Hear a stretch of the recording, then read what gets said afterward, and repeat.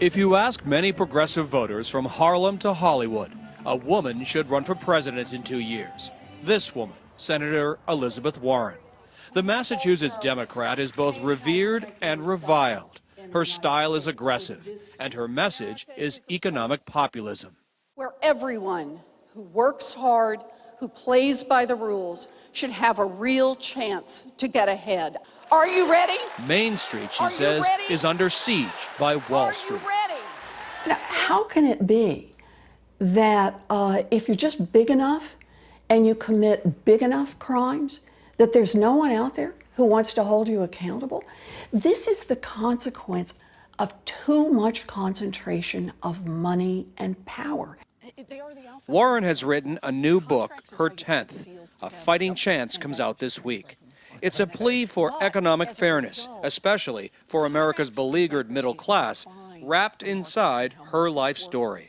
This is my life's work. For more than 25 years now, I've been working on trying to sound the alarm on what's happening to America's middle class. You say the game is rigged. Uh-huh. What do you mean by that? Special deals for those who've already got money, and the ticket gets paid by hardworking families who are barely hanging on.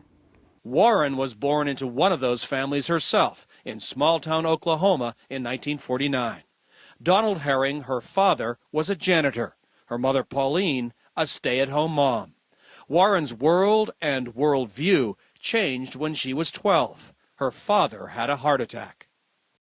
And he was sick for a long time, and he was out of work. We lost the family station wagon, and we came right to the edge of losing our home.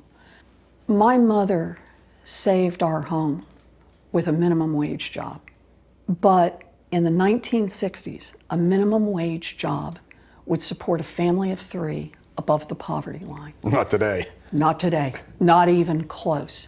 I understood right then that people can work hard, they can play by the rules, and they can still take a hard smack. Warren dropped out of college to get married at 19, moved to Texas, and eventually graduated from the University of Houston. By 1978, she was 29 and divorced with 2 kids. She also had a law degree from Rutgers and a gift for teaching, which eventually landed her a job at Harvard. Her specialty was bankruptcy law and its impact on struggling families. You're the daughter of a janitor. You went to a community college, a public law school.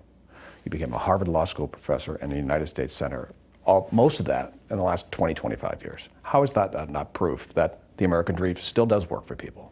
Oh, but look at the foundations of this dream. I went to school, I went to public school back in the 50s and the 60s, graduated from college and law school in the 70s. That's when you could go to a commuter college and pay $50 a semester and get a really fine education.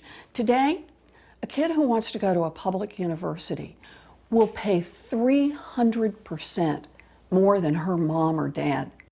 Her expertise in families facing bankruptcy led her to being tapped as an advisor to the National Bankruptcy Review Commission in 1995.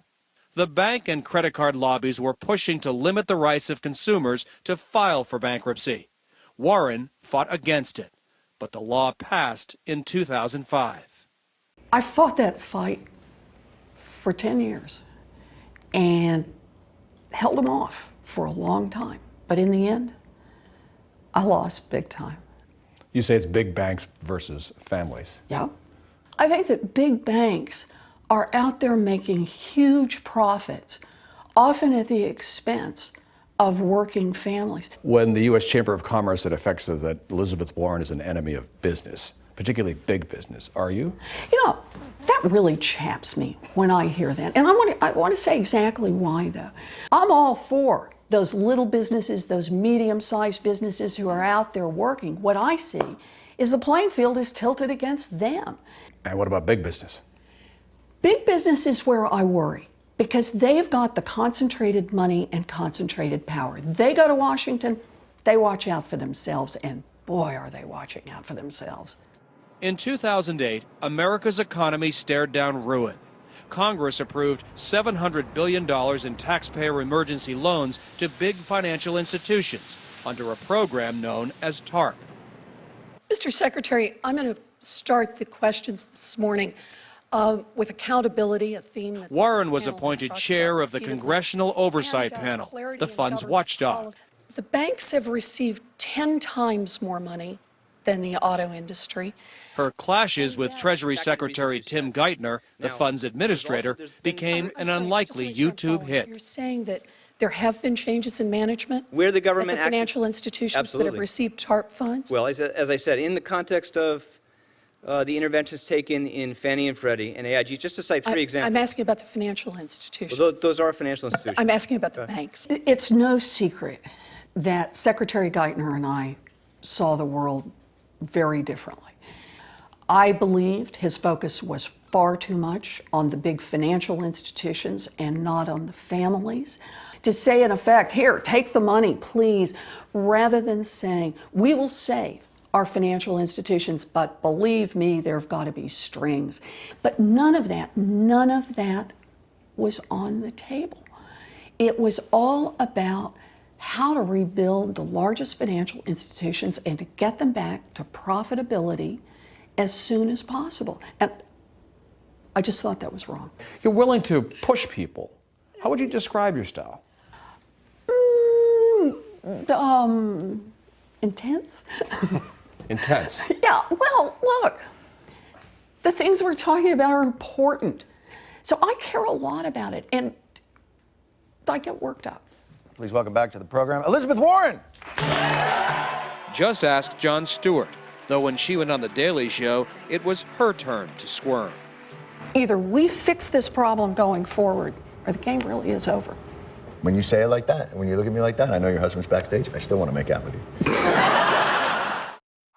But in 2012, Warren admits it stung when President Obama decided against nominating her as the first head of the Consumer Financial Protection Bureau, after Senate Republicans threatened to block her confirmation.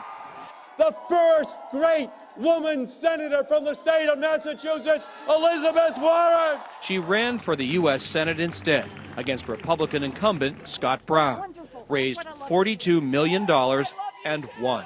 This victory belongs to you. You did this. The 64-year-old commutes between Washington and Cambridge, where she lives with Bruce Mann, her second husband. A Fighting Chance was written 2 years into her first term, like the autobiography from a senator named Barack Obama in 2006. Some people will see this as, the audacity of a fighting chance. Are you writing this book because you're at least still considering running for president in 2016? I'm not running for president. So there's no way you're going to run in 2016? I'm not running for president. You can ask it lots of different ways. But I wrote this book because we can't wait longer. It's written out of gratitude for my start and the opportunities that America built for me, and how I think that's what we've got to do again. I'm committed to that.